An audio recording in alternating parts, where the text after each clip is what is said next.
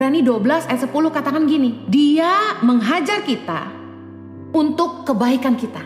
Kita harus tahu bahwa ketika Tuhan menguji kita, itu untuk kebaikan kita. Supaya kita beroleh bagian dalam kekudusannya. Tuhan proses kita, memurnikan kita, supaya kita boleh beroleh bagian dalam kekudusannya.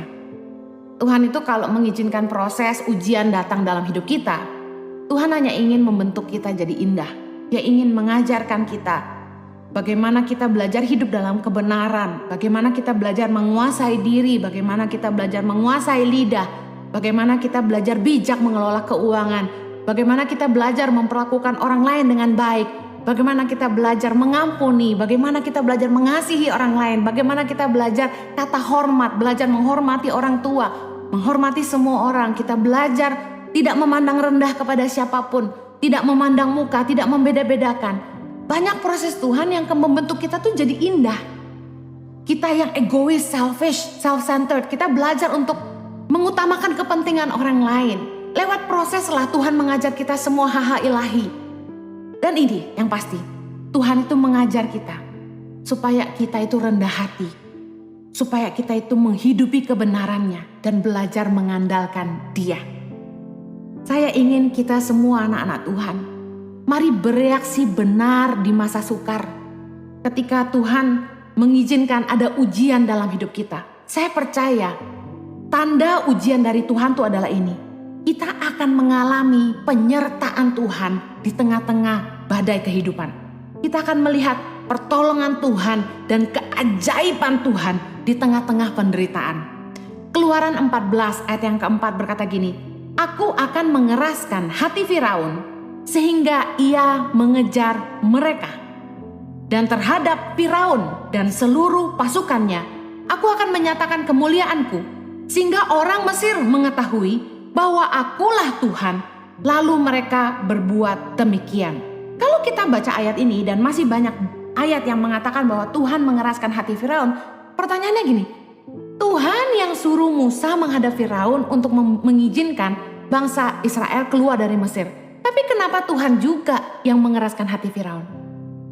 Mungkin Anda berharap orang tuamu atau atasanmu atau ada orang-orang yang Anda andalkan dalam hidupmu, yang Anda berdoa Tuhan akan pakai mereka untuk menolong hidupmu.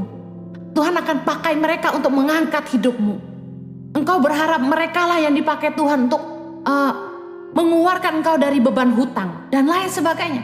Tapi justru orang-orang yang engkau andalkan ini yang kemudian mengecewakan engkau dan kemudian engkau berpikir kok Tuhan gak jawab doaku.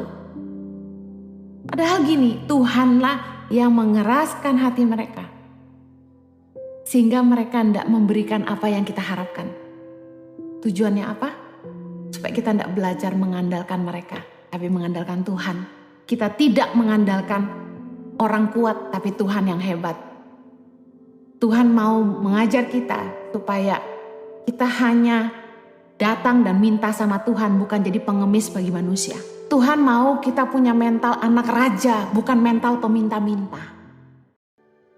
Saya percaya ketika Tuhan mengeraskan hati Firaun dalam hidup kita, Tuhan mau menyatakan kemuliaannya bagi kita. Tuhan itu luar biasa. Jadi kalau dalam hidup kita, ketika kita di tengah-tengah masalah, tekanan, cicilan harus dibayar, masih banyak lagi kebutuhannya. Kita ketemu orang yang kelihatannya baik, punya uang, dan kita berharap mereka lah yang akan berkati kita. Tapi ternyata mereka mengecewakan kita. Dengar baik, karena Tuhan ingin menyatakan kemuliaannya dalam hidupmu. Dia ingin menyatakan mujizatnya dalam hidupmu. Dan Tuhan mau engkau hanya mengandalkan Dia dan bukan mengandalkan manusia. Amen. Tuhan itu mengeraskan hati Firaun supaya Firaun bersama dengan pasukannya mengejar bangsa Israel bersama dengan Musa sampai ke Laut Merah. Dan apa yang terjadi? Tuhan buat mujizat, Laut Merah terbuka sehingga bangsa Israel bisa berjalan di atas tanah yang kering. Dan Tuhan sekali lagi mengeraskan hati Firaun dan pasukannya untuk mengejar bangsa Israel. Dan apa yang terjadi? Ketika Firaun dan pasukannya masuk ke Laut Merah, air laut yang terbelah tertutup kembali dan mereka semua mati tenggelam. Saya percaya ketika ada hal-hal yang kesannya, kok Tuhan ngizinin sih ini terjadi dalam hidup saya? Kok Tuhan ngizinin sih saya punya bos yang jahat gitu? Kok Tuhan ngizinin sih saya punya atasan yang kayak begini gitu? Ngeselin gitu. Kok saya punya atasan yang gak adil, atasan yang begini? Kok saya punya orang tua yang begitu? Kok saya punya orang-orang yang jadi mentor kita, jadi pemimpin kita? Kok kayak gitu sih? Saya percaya karena Tuhan ingin menyatakan kemuliaannya. Bahkan saya amazed bagaimana ketika Tuhan mengirimkan 10 tulah kepada bangsa Mesir. Dalam ke-10 tulah itulah Tuhan pun menyatakan kedahsyatannya. Di tengah-tengah masalah yang kita hadapin, mari buka matamu, sadarlah betapa keajaiban Tuhan, kedahsyatannya menyertai hidupmu. Seringkali ketika kita berada di tengah-tengah masalah, di tengah-tengah proses, yang jadi fokus kita tuh cuma masalah, aduh hidupku susah. Hati-hati, jangan mengeluh seperti bangsa Israel yang terus bersungut-sungut, fokusnya cuma gini, aduh makan mana lagi, bosan, panas. Dan saya kebayang tuh kalau di padang gurun berapa derajat? Pasti di atas 40 derajat.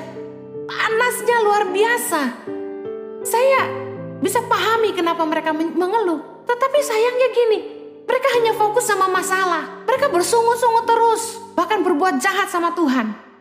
Meskipun Tuhan menyertai mereka dengan tiang awan dan tiang api, dengan mana roti dan burung puyuh sebagai makanan mereka. Tuhan membuat air yang pahit jadi manis buat mereka. Gunung Bukit Batu mengeluarkan air buat mereka. Bagaimana Tuhan menyatakan kedahsyatannya, mujizatnya yang luar biasa.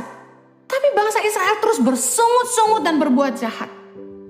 Jangan sampai kita protes di tengah proses.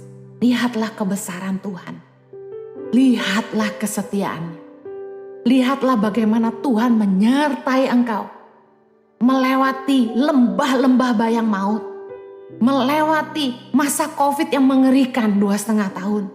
Bagaimana Tuhan membuat kita luput dari berbagai kesulitan hidup. Di tengah-tengah kesusahan uang di masa pandemi, ada saja orang yang Tuhan pakai untuk menolong kita. Jangan mengeluh, tapi bersyukurlah. Lihatlah kebaikannya.